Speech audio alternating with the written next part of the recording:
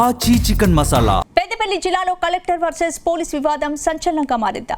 Revenue police శాఖల మధ్య సమన్వయ సమావేశం వివాదంగా మారుతోందా?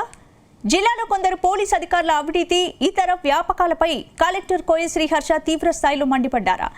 ఎస్ఐ స్థాయి నుంచి ఏసీపీల వరకు ఎవరెవరు ఏం చేస్తున్నారో, ఎక్కడెక్కడ అవినీతికి పాల్పడుతున్నారో తన దగ్గర పూర్తి చిట్టా ఉందంటూ కలెక్టర్ గట్టి హెచ్చరికలు జారీ చేయడం సంచలనం రేపుతోందా? మరి ఈ వివాదం వెనుక ఉన్న అసలు కథ ఏంటి? పోలీస్ శాఖలో ఎలాంటి ప్రకంపనలు సృష్టిస్తోంది? Let's watch the story.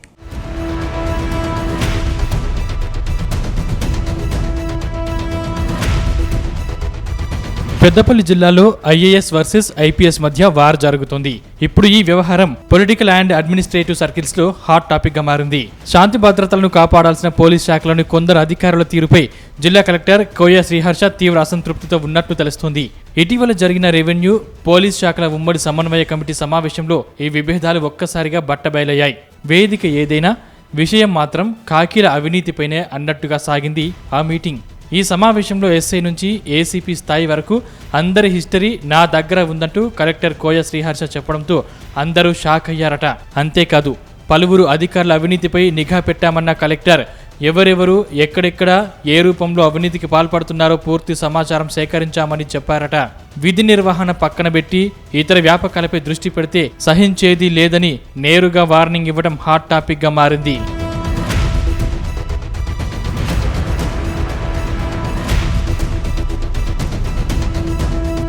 జిల్లా ఉన్నతాధికారుల సమావేశంలో కలెక్టర్ కోయ శ్రీహర్ష గట్టి వార్నింగ్ ఇవ్వడంతో సమావేశంలో ఉన్న పోలీసు అధికారులకు ఒక్కసారిగా గొంతులో పచ్చి వెలక్కాయ పడ్డట్లయిందట. అయితే కలెక్టర్ వ్యవహరించిన తీరుపై పోలీస్ శాఖలో ఇప్పుడు భిన్నాభిప్రాయాలు వ్యక్తమవుతున్నాయి. అందరి ముందు ఇతర శాఖల అధికారుల సమక్షంలో కలెక్టర్ తమను నిలదీయడంపై కొందరు కాకీల ఈగో దెబ్బతిన్నట్లు సమాచారం.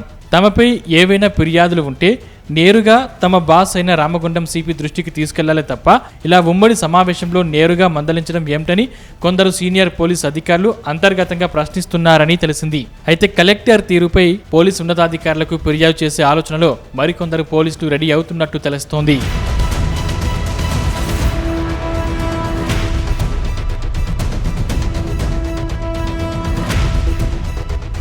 కానీ సీన్ కట్ చేస్తే మరో వర్గం మాత్రం కలెక్టర్ నిర్ణయాన్ని స్వాగతిస్తోంది. దారి తప్పుతున్న అధికారులను, అవినీతి అక్రమాలకు పాల్పడుతున్న వారిని జిల్లా బాధ్యుడిగా కలెక్టర్ ప్రశ్నించడంలో తప్పేముందని మరికొందరు కింది స్థాయి పోలీసులు, జిల్లా ప్రజలు కలెక్టర్కు మద్దతుగా నిలుస్తున్నారు. బాధ్యతాయుతమైన పదవిలో ఉండి అక్రమాలకు పాల్పడితే ఎవరైనా ప్రశ్నించాల్సిందేనని ప్రజా సంఘాలు అంటున్నాయి. ఇదిలా ఉంటే ఇలాంటి సివిల్ వర్సెస్ పోలీస్ వార్ తెలంగాణలో కొత్తేమీ కాదని మరికొందరు గుర్తు చేస్తున్నారు. గతేడాది కరీంనగర్లోనూ సరిగ్గా ఇలాగే కలెక్టరేట్, సిపి ఆఫీస్ మధ్య వివాదం చెలరేగింది.